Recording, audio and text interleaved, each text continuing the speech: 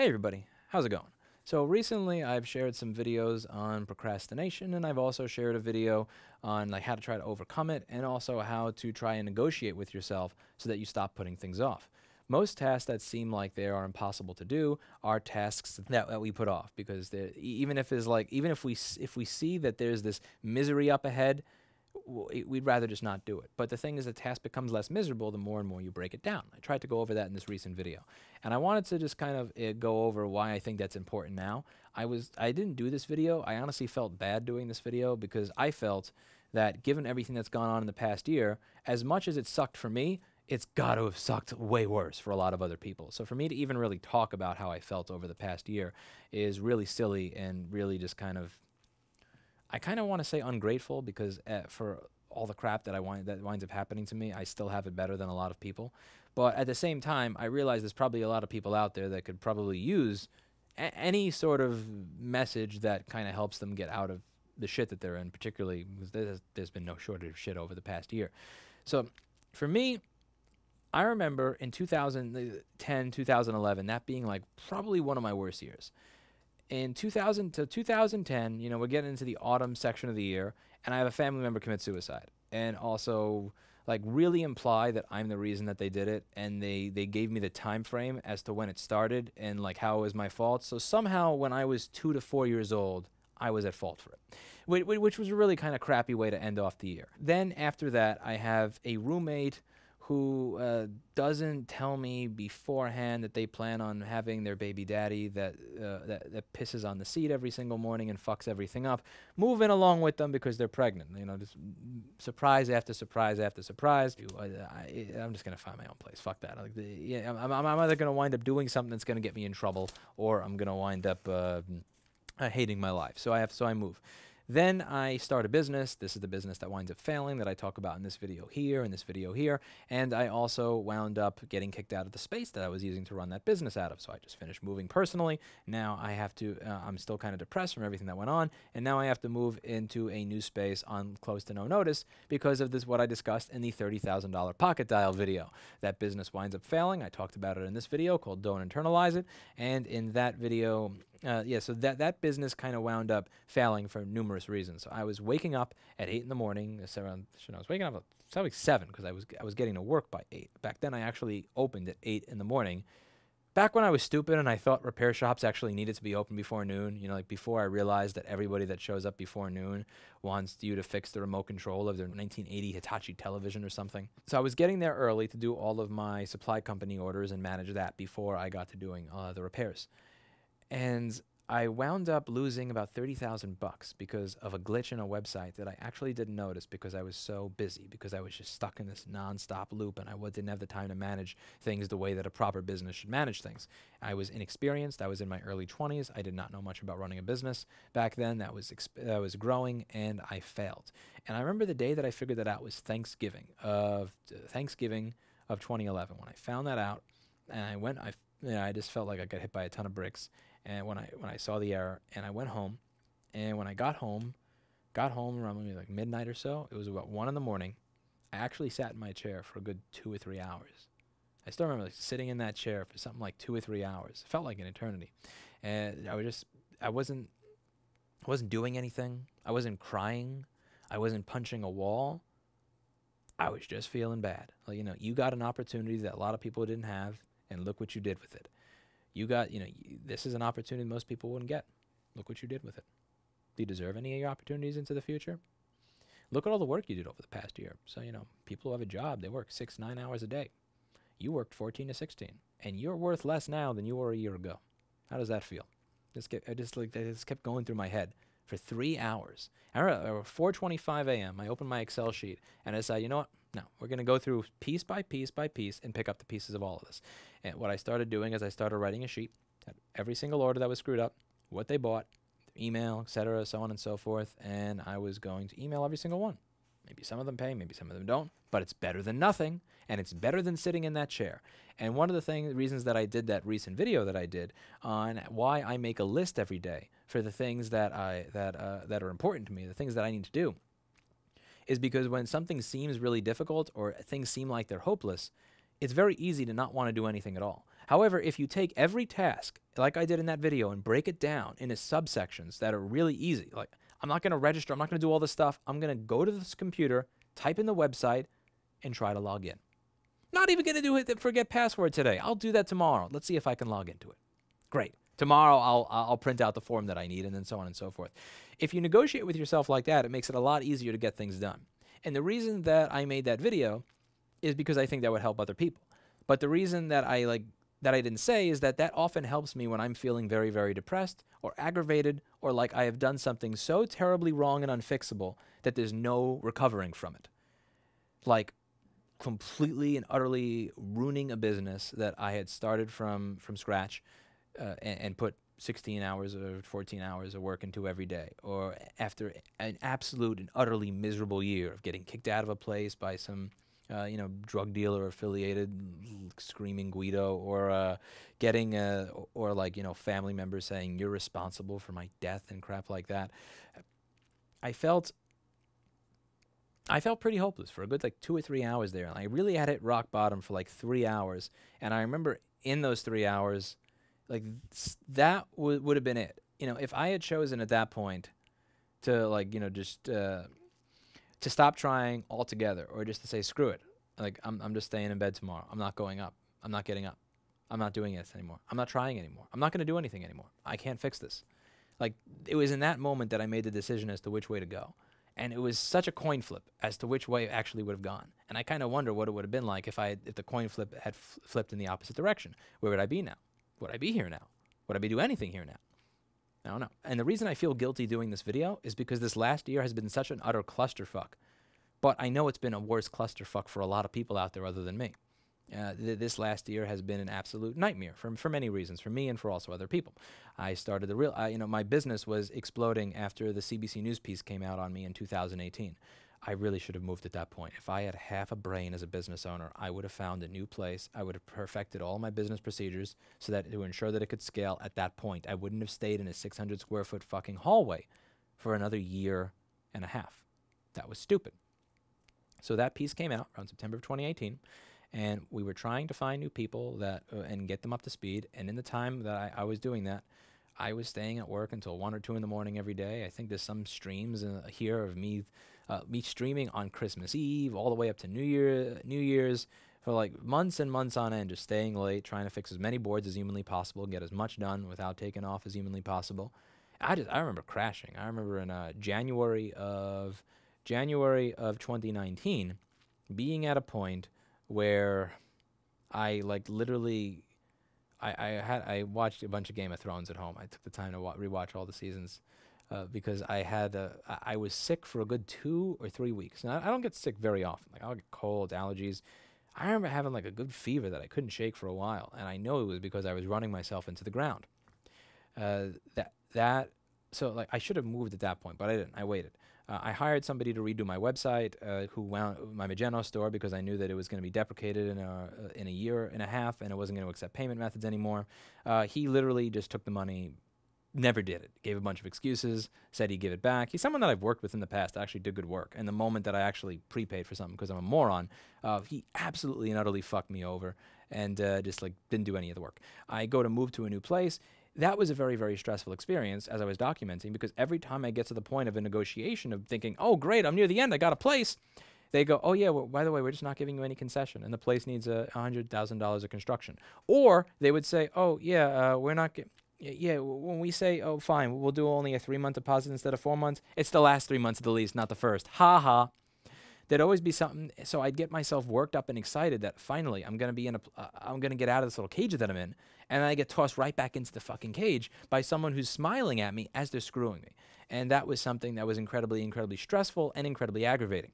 I finally get to the point where I'm able to move. I sign a lease, hire a contractor. I think, okay, this is miserable. I'm going back and forth between all these contractors that either ignore me, don't get back to me, don't bother showing up even. I went to the flooring place that was on my block, literally right next door to me, to ask them to do a floor. So I contact a business associate who was one of my first employers at an internship in Manhattan. He refers me to somebody. The person he refers me to pretty much laughs out the side of his mouth that he's fucking me out of, again, that magic number that keeps going up, $30,000.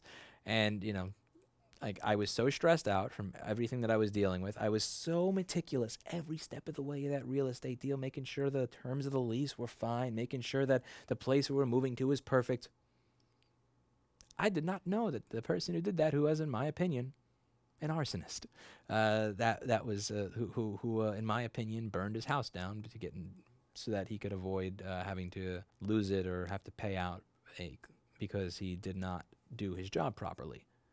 There was a judgment against him for about $100,000. Day that he's declared bankrupt, that he failed to declare bankruptcy, day his house burns down. Funny coincidence there, man. Funny coincidence there. So I finally find a good contractor to do the job after losing the money, after pulling my hair out, getting gaslit for a month, and I find a decent contractor, my friend Sonny, who helps me with the things that I need inside the store. I have him do the job, but now there's right to repair hearings. There's right to repair hearings. And of course, they're going to all pop up right when I'm supposed to move, because that's the way the world works. Everything happens at the same time. So now I'm flying around the country to all these different places, and I'm flying, and I go to, where was it first? It was, yeah, we go to I believe Washington was one of them, where it looks like they care, but in reality, they don't want to negotiate at all because I put the word clueless in the thumbnail for a lobbyist that kept saying, I want to have some robust conversations, in my opinion, a bribe, over and over again. When I call him clueless because he says that we're going to install TikTok on people's phones, apparently that's offensive. And when you offend people, well, we just can't consider anything you have to say anymore. Because I'm not allowed to be offended by all the fucking money that you give the politicians. So that happens. I go to Maine. I get pretty much humiliated there by people who don't understand what we're talking about at all. It was embarrassing if you're watching the way that they present the bill. I fly to a place that actually, the person presenting the bill is literally arguing against it as he is presenting it, and he's the sponsor of the bill. It was absolutely awful. I go to Maryland. It happens again. I finally am done with it all. All of it, like, you know, I'm done with the right to repair stuff for right now because there's not a lot of hearings showing up into the future. It was around March 13th, March 14th that I finished up in Maryland. Coronavirus is here. There's a pause order. Am I still going to have a business? Am I going to get this disease? Is it actually as deadly as the news says it is? Am I going to be okay? Are the people that work here going to be okay? Am I going to be allowed to open? Am I going to be able, even if I'm allowed to open, will I have any business? What is my future? After several years of just aggravating business stress, I decide, you know what? I'm going to take a little bit of a staycation. I'm going to have a happy little staycation. I'm going to manage my business, you know, make sure it's, you know, nothing's losing it here. And I'm just going to have a little hobby. I'll give myself the hobby of putting together a different electric bicycle. Usually I have an e-bike that's meant for one person that I have a little seat on. I'll have one that's designed from the ground up for two. Company that makes the batteries that I like's out of stock of the battery that I use. I got two beautiful e-bikes over there. One of them is 2 years old. The other one's 1 year old. They use nice little EM3 EV batteries. Both of those bikes have nice little EM3 EV batteries, and they've been working fine for the past year to 2 years through snow, through hail, through rain, through sunshine, fast or slow, 2 people or 1, they always work just fine. Then I buy a battery from the wrong fucking AliExpress vendor, and well, there you go. There you go. And the funny thing is that, and this is the poetic part, it actually blows itself up. That battery blows itself up. Not kidding.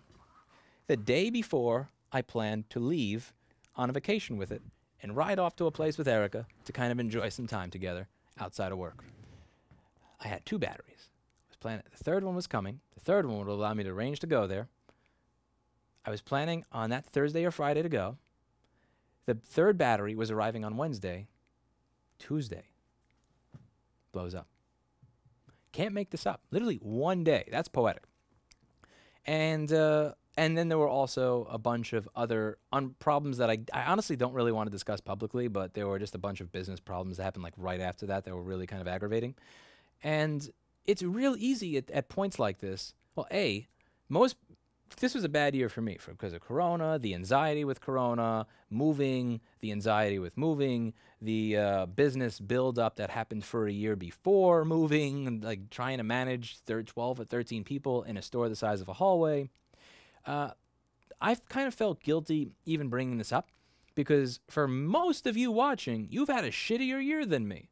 I have a business that causes me stress. You may no longer have a business. I have a business where I'm concerned about the health of my staff if they get this, or my health. You may have actually gotten it. I have one person here who got it. For 2 or 3 days, he had he lost his sense of smell and he got to stay home for a while.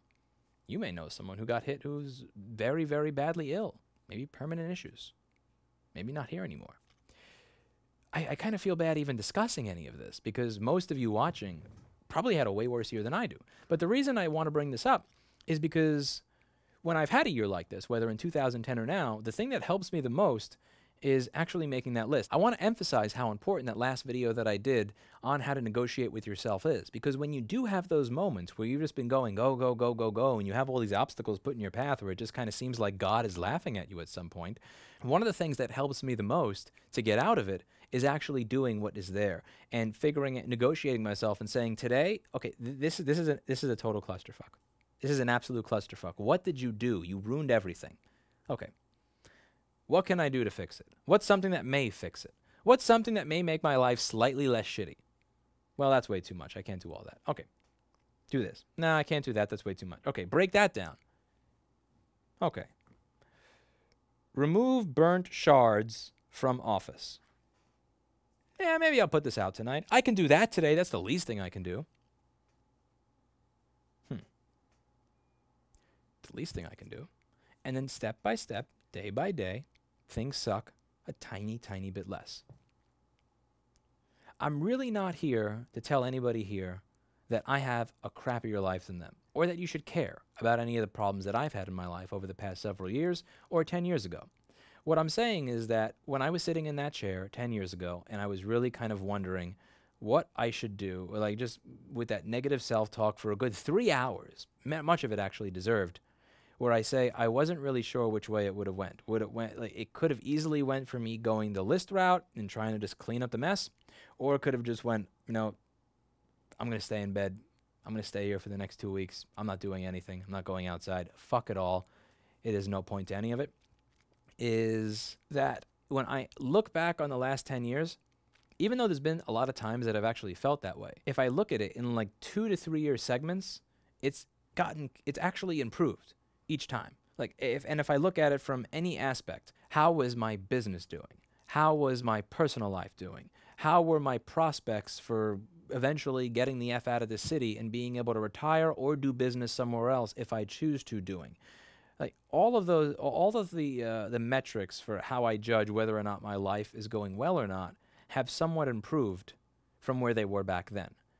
I would not want to go back to where I was in 2011 or 2014 or 2017. However, if someone told me back then, well, you're actually going to be way better off if you just start doing these basic little things and just start making a little list each day on how things can be slightly less shitty and break the list down and do the most basic thing on the list, I wouldn't have believed them. I would have thought that I was screwed for the rest of my life. I would have thought that I lost out on every single opportunity. And I didn't. And one of the things I'm trying to remind myself of right now is that in spite of the fact that this last year for many people has been a steaming pile of horseshit and continues to be a steaming pile of horseshit and may continue to be a steaming pile of horseshit, that doesn't mean that it has to be a steaming pile of horseshit forever. You're probably not going to fix the issues that have happened over the past year or the issues that are coming up in your life in a day, in a week, in a month, maybe not in 6 months to a year.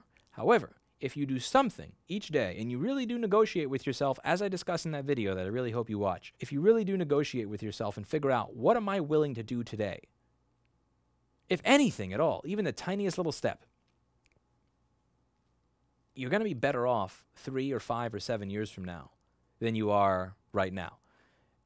And when I was sitting in that chair for 2 or 3 hours, depressed at the end of the day at the fact that I had worked nonstop the past year and everything that happened was shit after shit after shit, I didn't care about 3 or 5 years from now. That might as well, that might as well have been an eternity from now. Why would I bother? But I'm kind of glad I made the decision, because now it's 2020. And, hindsight is 2020. I actually hope hindsight is literally everything but 2020, because years from now, I want to be able to just like MIB flash this whole fucking year. But hindsight, you can see everything that happened. And like, it's easy for me to say now was the right thing to do, but back then it really wasn't. It really would have been easy to just kind of give up on everything I was trying to do, because life just absolutely and utterly sucked, and I did not see how I was going to get out of it without some gigantic intervention. And I didn't have a gigantic intervention. All I did each day, going to try to move a little bit more forward, a little bit more forward, a little bit more forward, a little bit more forward. I don't care if the people around me are here today and there tomorrow. I'm going to move from here to here to here to here to here. Just keep doing it. There's 365 days in a year, man. If you move this much every single day, you're going to be way ahead of the person that went from here to there. It's just, it's hard, because the thing is, and I think this is the reason I did this video. I don't usually do videos like this, specifically when I don't really know what the reason is before I do them. I think the reason I'm doing this video is because I was this close at the time to not believing that it was actually worth it, or that I would get anywhere. And the fact that I have, I hope, serves as some sort of motivation for someone else to do the same. So if you're at that point where like you're at the end of the day and you're thinking, man, my business got closed for 6 months. They're allowing me to reopen now, but my landlord wants all the money up front. What the fuck am I going to do? I guess there's no point. Or maybe your place got burned down. Maybe your place got rioted. Maybe you lost your job, and as a result, you had to give back certain things that you were renting or leasing, and you really don't know what you're going to do with your life. Maybe maybe that several companies in your industry have went under. You don't know what to do. When you sit in that chair, you can sit in that chair for a while. You can sit in that chair for 2 or 3 or 4 hours, but just make sure that when you get out of that chair with the mentality of, I'm going to negotiate with myself. What am I willing to do today? Yes, life sucks. I agree it sucks. And perhaps it sucks because of someone else. Maybe it sucks because of my own making and my own dumbass decisions. But what am I willing to do tomorrow? Maybe I'm not willing to do all this. Maybe I don't think I'm even capable of doing all this. Maybe I'm capable of making this teeny tiny leap, this small thing. I'm willing to go to that website and try to log in. Not willing to hit the forget password today. That I'll put off to tomorrow. And printing the document that I need to print, I'll put that off until next week. But am I willing, at the very least, to go there and try to log in? Can I just do that? I'll give you the rest of the day to sit down depressed in a bed, watching episodes of The Honeymooners, crying yourself to sleep, doing whatever it is that you need to do in order to cope with the fact that your life sucks. Are you willing to do this one thing for 5 minutes? Because if you do that a little bit every single day, life does get better.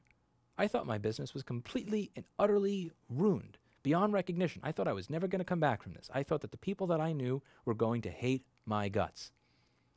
One of the people that worked for that company that failed, I let him go not once but 2 times. He wants me to show up at his birthday. This is the thing that really got me. He wants me to show up at his birthday party in a week. We're still best friends. And that repair company that had 1 employee that very few people even knew existed, now has 1.2 or 1.3 million subscribers on YouTube, has 30 to 40 boxes coming in a day, 12 to 14 employees at any given point in time and growing, has taught hundreds of thousands of people how to save money by fixing these products themselves when they have issues like the ones that I go over on the channel. I'm not a great guy, not even a good guy. But I think that the world is a better place because when I felt that way, and when sometimes I feel that way now, I get out of the chair rather than wallow in it. And I hope you do too. Hopefully this has been helpful for you. That's it for today, and as always, I hope you learned something. I'll see you all in the next video. Bye now.